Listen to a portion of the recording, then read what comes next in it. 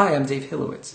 So, in this video I'm hoping to answer the question, what would violins be like if they were a little bit longer? The reason I'm asking that question is because last night I was on Etsy and I happened to stumble across this shop, Divergent Luthery. It's run by a guy named Kerry Rapp in Western Pennsylvania, and specifically the item that jumped out at me was this. It's a kit for building a dulcimer sound box. If you don't know what the dulcimer is, it's basically this instrument that was popular about 100 years ago. It sits on your lap, you play it with a pick. But what it has that's distinctive is a pretty long sound box, one that I think will be perfect for a weird Frankenstein violin experiment. So yeah, here we are. The plan is to build that kit, attach a prefab violin neck, and just, see how it sounds. Okay, so this is day one. Let's get started. My first order of business is going to be building the box. The first step of that process is gluing the end pieces to the sides. But before I can even do that, I think I'm going to attach the neck to the end block. Here's what that's going to look like. I'll hold it up now so you can see. Now that I think about it, since this is such a long box, maybe I'll use a viola neck instead. As it happens, I actually ordered a viola neck about 6 months ago that I never did anything with. Okay, so I'm going to glue that to the end block. As you can see, I'm holding it in place with a rubber band.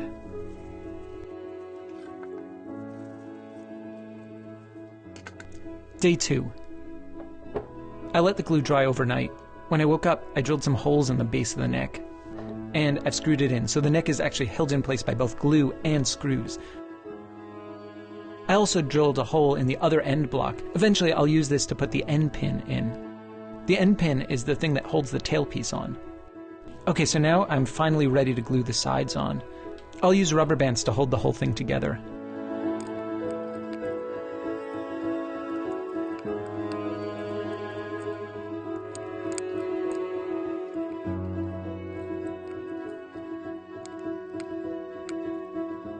Okay, now I just need to wait till tomorrow.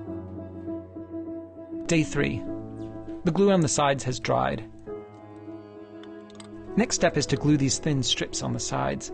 The thin strips help give a little more surface area for gluing the top and the bottom of the instrument on. I'm going to use binder clips to hold this in place while the glue dries.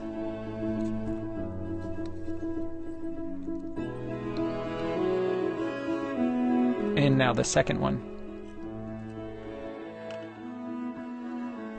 Day 4. Okay, it's time to put the back on.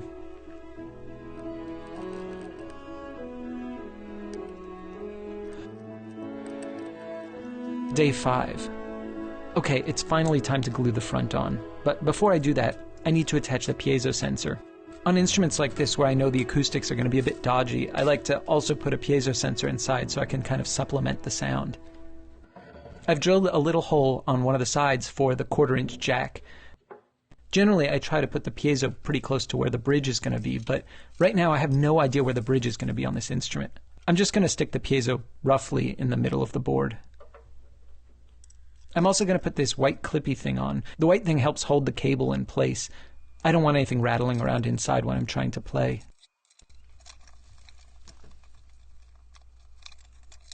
Okay, next I'm going to try to position the lid on the top of the frame. This is going to be a bit challenging because I also want to put the sound post in. A sound post is like a little wooden dowel that gets put in this kind of an instrument, a violin or a viola or whatever. It runs from the front to the back of the instrument. It kind of serves two purposes. It helps the sound waves propagate correctly, but even more importantly, it keeps the violin from caving in under the pressure of the strings. On a normal violin, the sound post is actually put in after the body is closed. It goes in via the F-holes. It's a frustrating, time-consuming process that requires special tools. And I actually have these tools, but the problem is the sound holes on this body are nowhere near where I want the sound post to be. So I have to get this in place now before I close it up and just pray that it doesn't fall down. Okay, now that I've got the lid on, I'm going to clamp it down to simulate the force of the strings pushing down on the top. Hopefully this will help hold the sound post in place so it doesn't fall down. Day 6. The glue is all dried. Time to take the clamps off. The next step is to get the head ready for tuning pegs. When you buy an off-the-rack neck like this, the holes will be way too small for the tuning pegs. They have to be made bigger with a special peg reamer, which is what I'm doing here.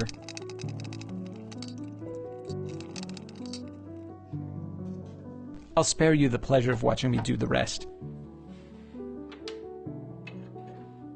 So I was going to use violin strings, of course, but I just realized that violin strings aren't nearly long enough for this instrument. In fact, the only strings I have that are actually long enough are cello strings, which are way too thick. Either way, that's all I've got, so that's what I'm going to use. I'm going to try to see if I can order like super long violin strings, but I don't know if that actually even exists. I've attached the end pin into the hole I drilled earlier, and now I'm attaching the tailpiece. The tailpiece I'm using is actually a violin tailpiece, but that shouldn't matter too much. Putting the first string on is always the biggest challenge because there's nothing to anchor any of the parts in place. You've got to thread the strings through the peg and stretch it over the bridge and to the tailpiece, and neither the tailpiece nor the bridge is anchored in any way. Okay, so I've got the first string on. That was the hard part. Everything else should be pretty easy. Since I've got a viola neck and a viola bridge at this point, I'm going to position the bridge as though I were making a viola. A viola's scale length, that's the distance between the top of the neck and the bridge, is about 14 3/4 inches. I'm going to position my bridge 14 3/4 inches from the top of the neck too. I'm only now realizing how weird this instrument is. Look how much space there is from the bridge to the tailpiece. That's so strange. It's time to add more strings.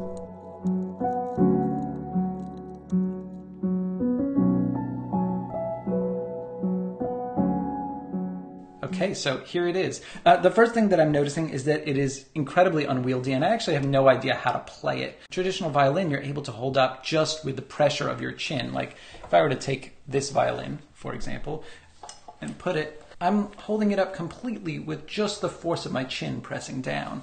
I can't do that with this instrument at all. It's just way too unwieldy.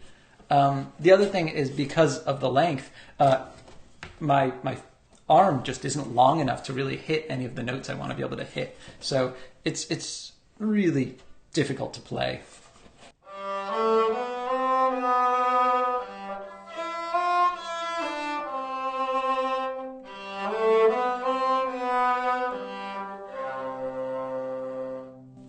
That low C string's a little dodgy. So yeah, it has kind of a nice sound. It's definitely different from my violins and my viola. It's so hard to play though that even just in playing that little thing was like kind of strenuous. Anyway, let's try to make some music with this thing. So I got here Ableton Live up, and I've got two channels set up. One for the condenser mics, the stereo pair, and one for the piezo. Basically the pickup within it. Okay, I'm going to play a few notes just to kind of get a sense of how this setup sounds and if I get the levels right. Ooh, still very brutal sounding.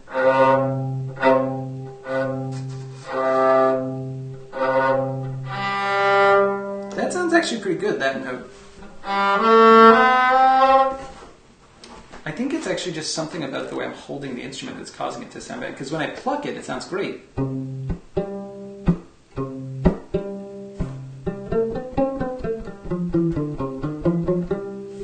So there's definitely the potential for something that sounds good coming out of this box. It's just, how do I get that to happen? Here, I know what I'm going to do. I'm going to sit down a rhythm with just that pit sound, that pizzicato sound, and then we can go from there.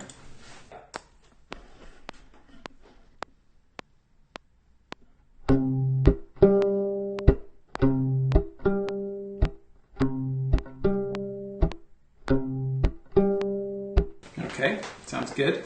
Sound of my computer, it sounds like a jet is taking off. It's horrible. One of these days I'm going to move my laptop out of this room. I'm just going to have a long Thunderbolt cable that connects it. Okay, let's make up something for track 2. So I was just about to add bowed notes to this, but before I do, I discovered that if I pluck the wrong side of the bridge, it's kind of tuned to a weird chord that I think might actually work in this piece, so I'm just going to record that first.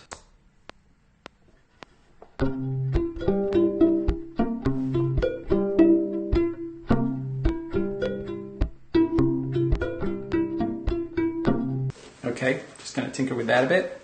Let's take the first 4 bars. I think those were pretty good. Okay,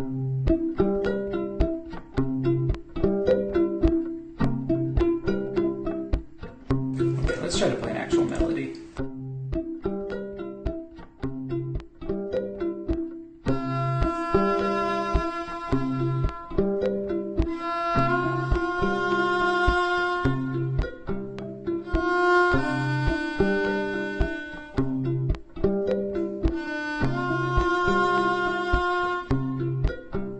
Okay, I like that lead part, but I'm actually going to try to record a different one just to see what it sounds like.